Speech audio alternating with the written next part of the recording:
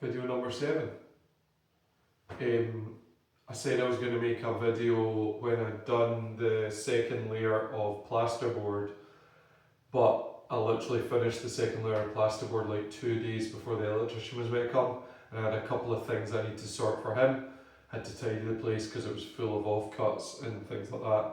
So basically the electrician came today, and I only finished on Saturday-ish with the plasterboard, and I've still got 1 or 2 tiny bits to do with plasterboard. I've still got to cut the second layer for my window, but that's fine. And then there's a section over in the corner where the power cable's been coming in that I couldn't finish until the power was switched on because I needed the lights. So now that all the power's done, I'm sorted. So yeah, my wife's comment was there's a lot of plugs, but 6 double plugs standard for the kind of fuse that they're using in the breaker. So yeah, 6 double plugs spread out around the room. Like I said, there's 1 over by the door, 1 over here, 3 around the TV, so 1 for the TV, maybe something else, and then a couple other things. And then 1 behind the camera for the bit that I'm going to make into like a little officey desk part. I'm starting to think I'm going to build a rack there, and that's where I'm going to put all the router. I'm going to put like all my amp, and I'm probably going to buy a balanced DAC for that so it works like a 2.1 hi-fi in here. And then I'm going to run all the cables from that rack all the way down the wall, and it's all through. So I think in my last video I explained for all the kind of audio geek kind of guys, I've got a cat cable and 2 HDMI cables, one's a send and one's return, but it means basically nowadays you can change a cat cable into an HDMI, so I can play around with it in the future however I want. I'm also going to probably send another cat cable down to the front somewhere in case I get any wireless kit, or if there's anything else in the future I need to wire up, and I'll do a speaker cable and a subwoofer cable, and then it'll work. Yeah, it's quite strange. It took a lot of work, so it took about 5 and a bit weeks, maybe just almost 6, but most of it was the first layer of plasterboard. The second layer I pushed it a bit further and tried to go full sheets as many times as I could.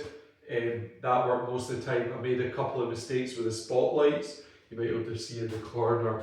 I had to fix one, but they're fine. There's 8 of them, they're fine. They'll look great once it's kind of plastered or skimmed or whatever I end up doing. Yeah, and we're at a good stage. I think now that we're 99% plasterboarded, I've got a couple of little things I need to finish.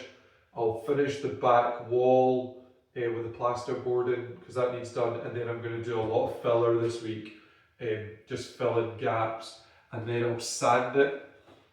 And by that point I'll have worked out, I'll try and work out what I'm going to do in terms of skimming it, or I don't really want to get it plastered, so I'm trying to work out what I'm going to do. I might try and use some of that stuff that everyone seems to use in the modern version that kind of skims it, and you put stuff on and then use a 30-inch knife thing to smooth it all out, but I'm going to see, we'll see. We'll work that out, but that's not a problem, it's just decorate. And then probably by next weekend, then my wife's away with my kids for 3 days, so I think that's where I'm going to tackle the floor. Damp-proof membrane, 50mm of insulation, foil-topped insulation board, and then OSB on top of it, tongue groove OSB, and it'll just cover the whole floor. And then after that, I'm going to probably buy it like a kind of wooden effect, dark wooden effect, heavy lino, just because it means the room is more flexible. And I reckon that'll take I think the floor will go down quite quick, but I think the finishing of it and everything, like the screwing and the gluing and the lino part, might take a little while longer. So I'm hoping a few more weeks, and then after that, it's just decorate the room so it's blank. The last thing, and here's my big thing that I need to decide. My wife saw the room, and the first thing she said was, you need to keep the stone pillars. This is a controversial one because I'll plaster right way up to the side. I'll use filler and fill the gap so it's flat up to it. I can paint them again so that they look really clean and nice. But I've had 2 people tell me that bare stone, even though it's really thick, so it's much wider and deeper than the wall, will be really bad for being cold. So you've got to watch if you're trying to make the room like stay a decent temperature, because I've got exposed brick. So the people I've spoken to have said not to leave exposed. They said insulate over it and then put board. I was just going to put a board. My wife thinks I should paint it so it looks nice. I'm not sure. I've got to decide. It's one of these weird ones that I haven't really thought through. But yeah. I don't know. And more it's starting to feel like a room. I think my son's suggestion of it being a cinema room is getting close. I've been trying to work out the maths on